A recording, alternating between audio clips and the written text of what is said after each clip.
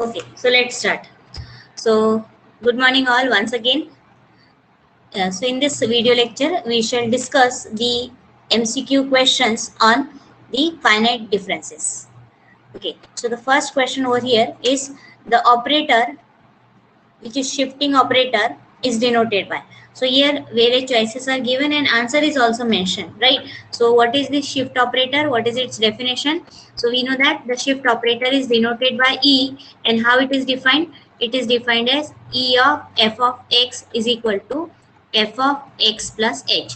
So here whatever may be the power of 1 according to whatever may be the power of E, accordingly the shifting is being done on this the argument means independent variable. Okay, x is an independent variable, so that much shifting is getting done when we operate the shift operator on any function, right? So E of f of x is equal to f of x plus h. Say if suppose I will have the power of E as say minus 2, right? In that case shifting would be done by the step size of minus 2, so we will write x and then this much shifting, so minus 2 times h, where h is what? Interval of differencing. So shifting operator or shift operator simply is denoted by E. So this is the correct answer.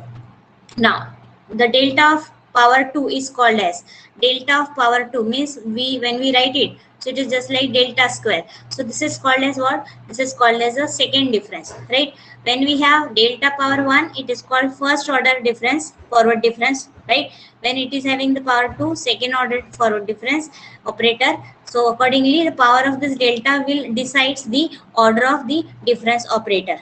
So here it is the second order difference operator. So such type of question may be asked. Sometimes student may not know what is the notation. They just they have been told about only first order, second order like this, right? So this general definition should be known to you, right? If I write delta to the power n, it means it is nth order difference operator.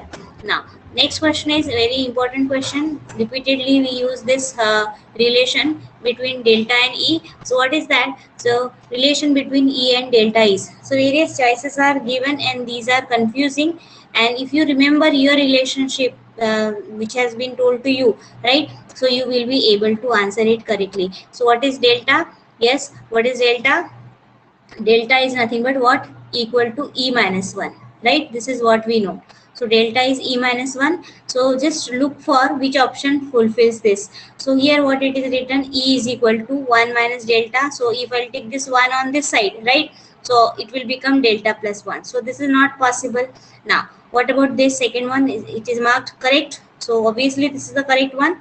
Let's look for the other one why it is wrong. So here what it is written, E is equal to delta minus 1. So delta minus 1 is not possible, neither 1 minus delta, right? If I write 1 minus delta, so that possibility is also not there, right? And E cannot be equal to delta. So that's why the correct option over here is nothing but option number B. So as I told you, this type of questions, when you find such type of options, so this we can be correctly answered only if you remember this relation, right? Delta is what? E minus 1. This you have to memorize. Okay.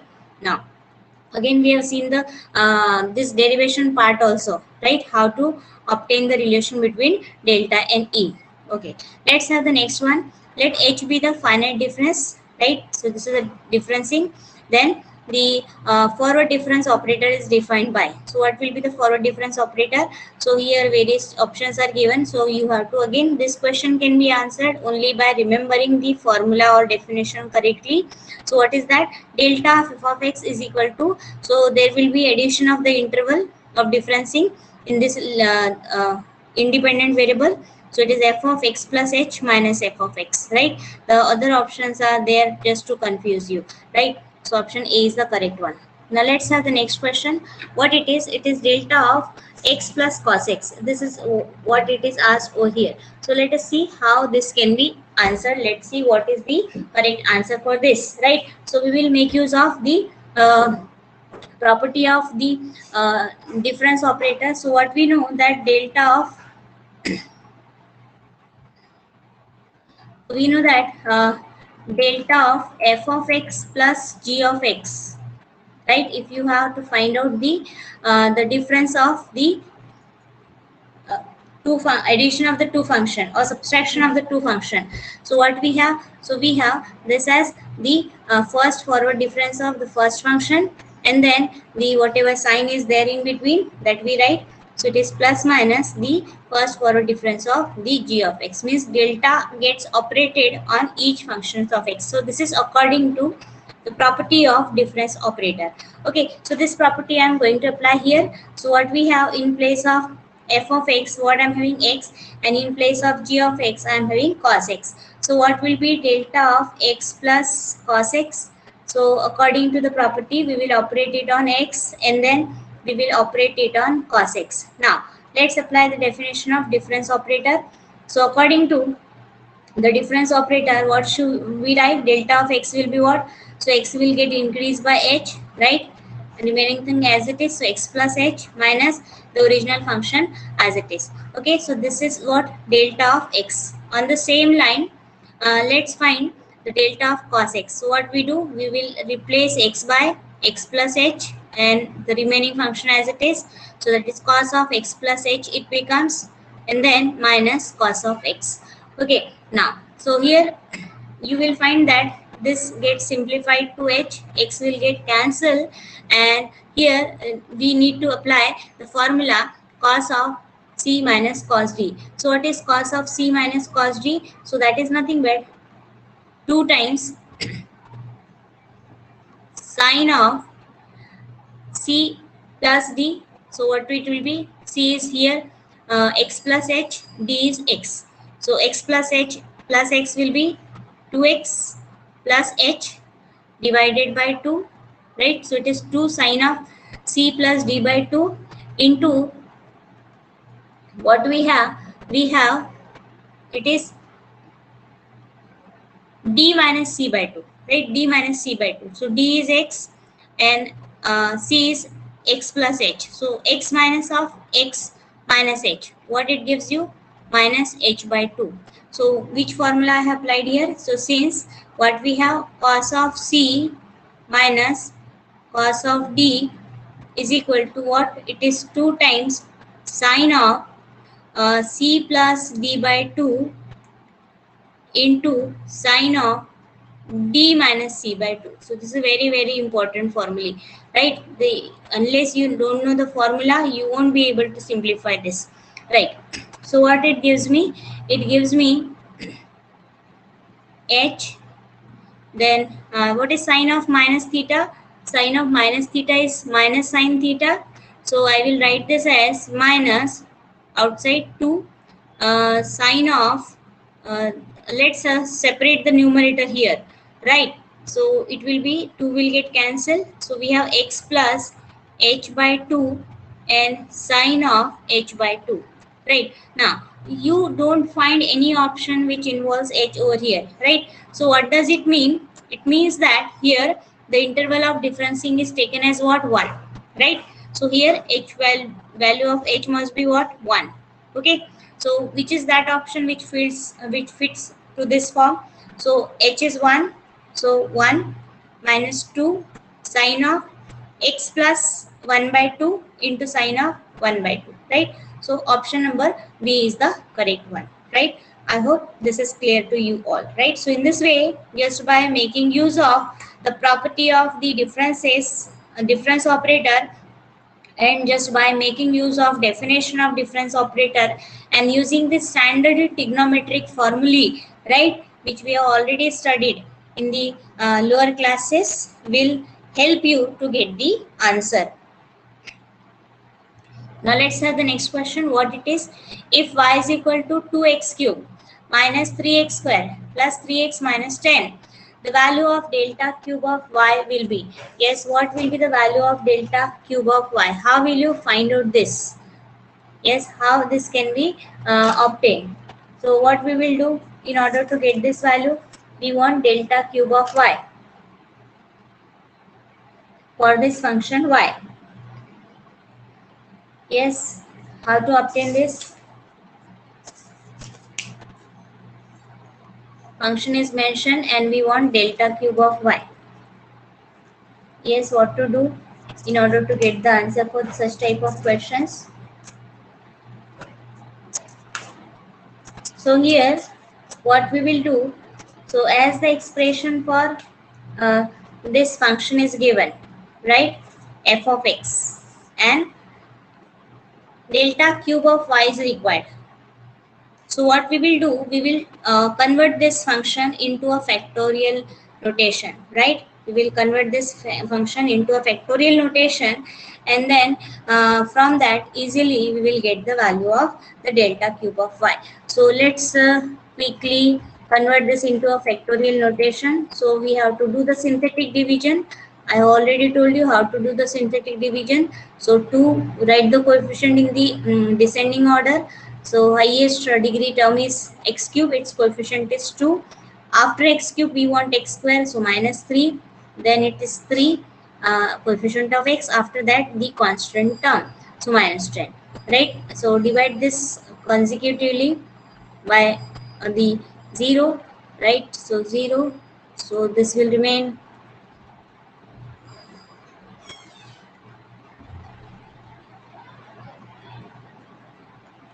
so this will be my coefficient of constant term,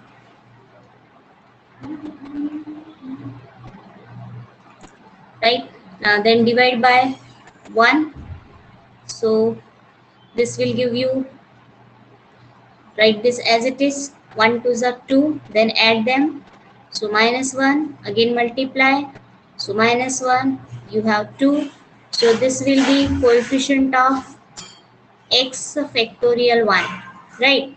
Then next we have the next one, that is divide by 2, so write down this as it is, 2 2s are 4, add them 3, so this is the coefficient of x power 2 factorial, and then finally we have this, which is a coefficient of x power 3 factorial. So what I am having, so here y is nothing but same as, let's write it in a factorial notation. So coefficient of x to the power 3 factorial is 2, so it is 2 into x to the power 3 factorial. Next is plus 3 into x to the power 2 factorial.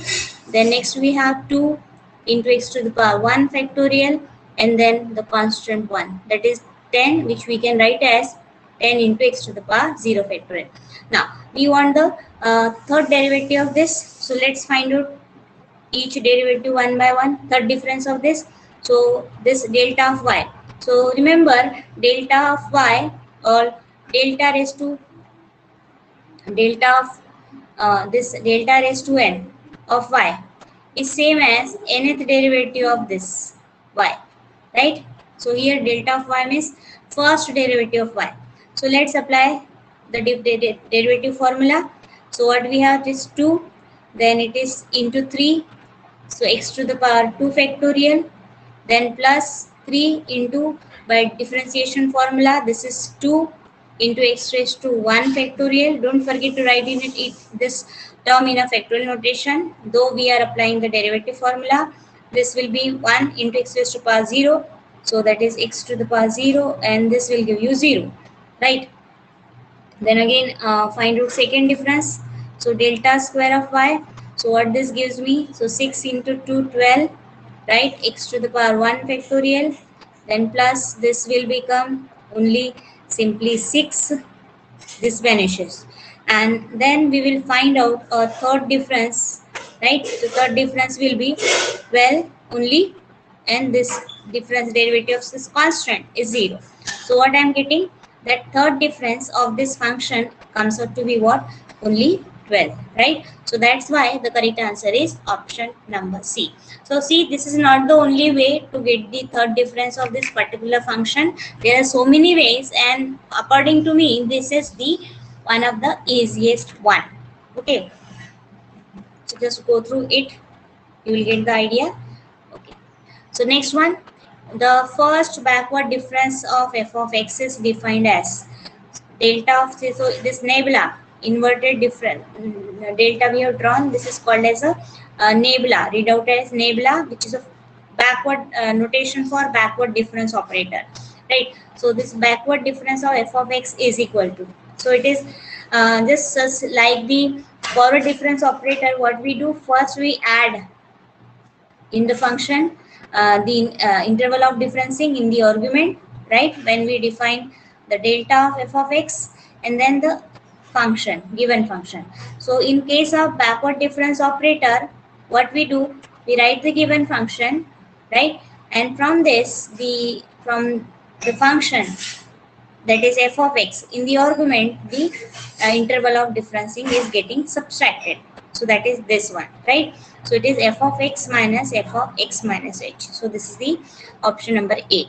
Now the value of delta cube of y naught is, what is the value of delta cube of y naught? So here they ask the formula for the expansion of delta cube of y naught, right? So I have already told you, in order to get the delta cube of y naught, it is just like the binomial expansion. It is just like the binomial expansion of what? A minus b to the power 3, right? If I have delta cube, so you just have to apply the formula, right? So what it is nothing but equal to a cube minus 3 a square b plus 3 a b square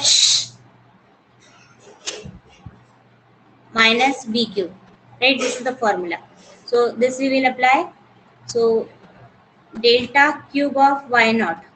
So according to this formula, what we have, we will write it as e minus 1, delta is e minus 1 whole cube, and apply this formula. So we get operating on definitely y naught.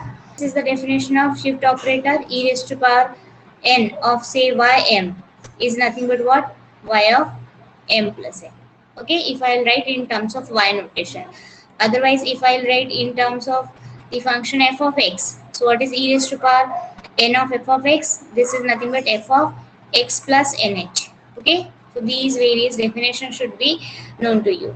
Okay, let's have the next question. What is that? Delta of f of x is e raised to power x. Then what is the f of x? So here the first forward difference of e raised to power x is given, and we are asked to find out what is the function f of x. So how do we get this, right? How do we get this? So this we have already discussed in the class, right? Still I would like to mention here how to get that expression. Okay, so how to get this? So what we will do? Solution.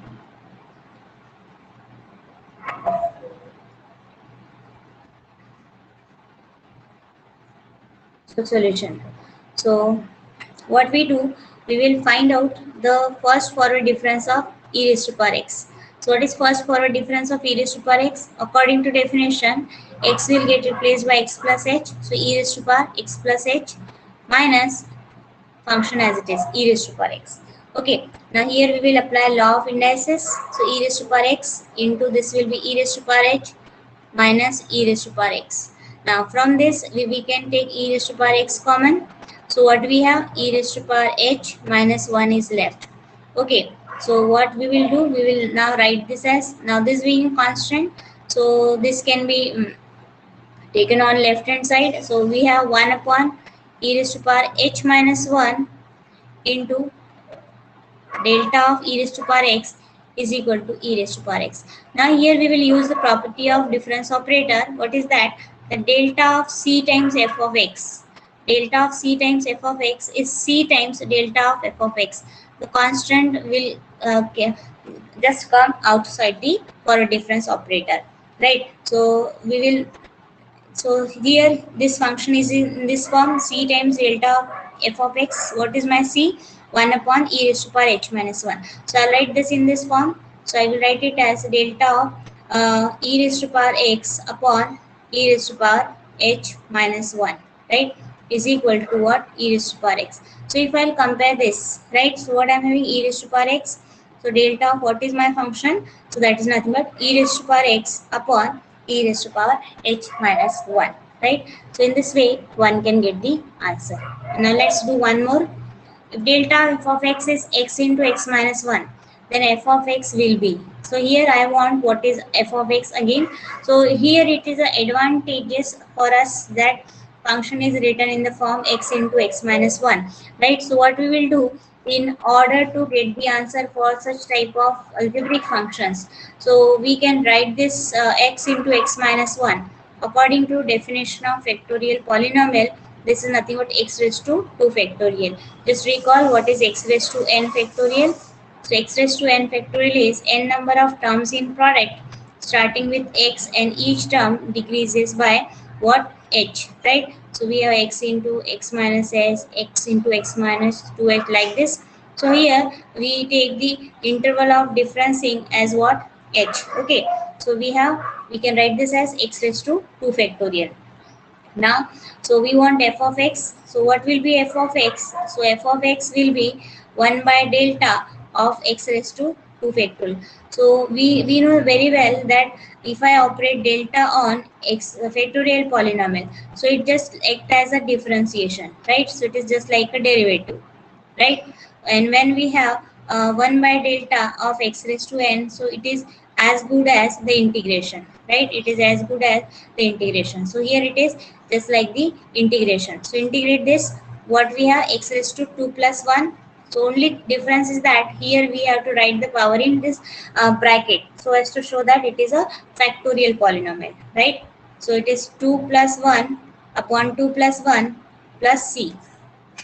So what we have, this is x raised to power 3 factorial upon 3 plus c. Again, we don't find any option in the factorial notation. So let's convert this into a algebraic function. So apply again the definition of factorial polynomial. X raised to 3 factorial is nothing but x into x minus 1 into x minus 2 upon 3, right? Plus c. So which we find in the option number B. So I hope this is clear to you all, right? So in such type of questions will be asked on the elementary concepts of the finite differences, that is on difference operators, and the factorial polynomial. Okay, in the next class we shall see